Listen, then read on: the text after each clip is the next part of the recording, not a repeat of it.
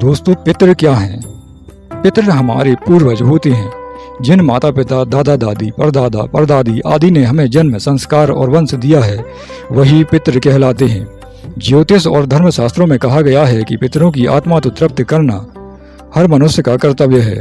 पितृदोष क्या है? जब किसी जातक की कुंडली में ऐसे योग बनते हैं जिनसे संकेत मिलता है कि पूर्वज संतुष्ट नहीं है या उसके कर्मों का ऋण शेष है, तो इसे पितृदोष कहा जाता है। पितृदोष तब नहीं बनता जब हमारे पूर्वज नाराज होते हैं, बल्कि यह भी दर्शाता है कि जातक को पूर्वजों के अधूरे कार्य और उनके कर्मफल का प्रभाव भुगतना है। पितृदोष बनने के प्रमुख कारण क्या हैं? अगर कुंडली पर चर्चा करें तो सूर्य पितृकारक या नवम भाव धर्म पितृ भाव कहा जाता है।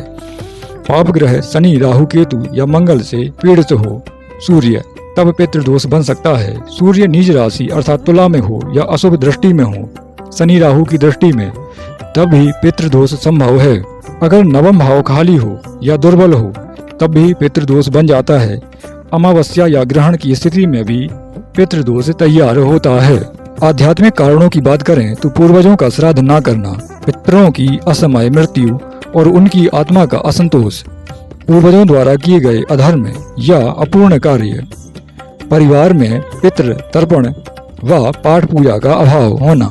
अगर लक्षणों की बात की जाए कि पितृदोष के लक्षण क्या हैं, तो संतान प्राप्ति में विलंब या समस्या, परिवार में बार बार झगड़ा या असंतोष, लगातार आर्थिक हानि या कर्जा, घर में अकाल मृत्यु या दुर्घटनाएं, शिक्षा, कैरियर और विवाह में अनेक बाधाएं, परिवार में रोग, मानसिक तनाव, नशा या बुरे संस्कार, स्वप्न में पूर्वज दिखाई देना या मृतकों का बार बार सपने में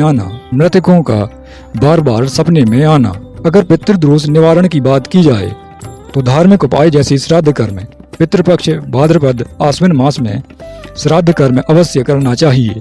पिंडदान, गया जी, प्रयागराज, हरिद्वार, उज्जैन जैसे तीर्थों में पिंडदान करना विशेष लाभदायक माना जाता है। तर्पण की बात करें तो अमावस्या पितृपक्ष में जल से तर्पण करें। कुछ तिल और जल हाथ में लेकर के गाय को चारा, पोए और कुत्ते को भोजन कराना विशेष लाभदायक रहता है। पीपल के पेड़ पर जल चढ़ाना भी विशेष लाभदायक माना जाता है। अगर ज्योतिषीय उपायों की बात की जाए तो सूर्य को प्रतिदिन अर्घ्य दें, जल में लाल पुष्प अक्षत डालकर।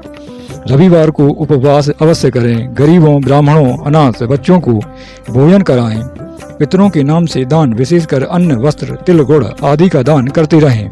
नवम भाव के कारक ग्रह सूर्य, बृहस्पति को बल देने हेतु भगवान नारायण और भगवान सूर्य की उपासना अवश्य करें और संकल्प के साथ इनका मंत्र जाप भी कर सकते हैं। अगर विशेष अनुष्ठान की बात की जाए तो गया श्राद्ध पितृदोष निवारण का सर्वोत्तम उपाय माना जाता है।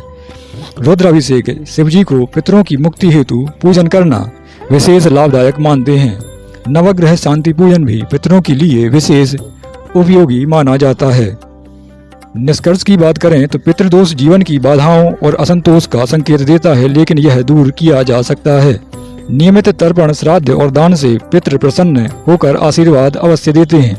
जब पितृ प्रसन्न होते हैं तो घर में संतान, धन, सुख, शांति और प्रगति अवश्य आती है।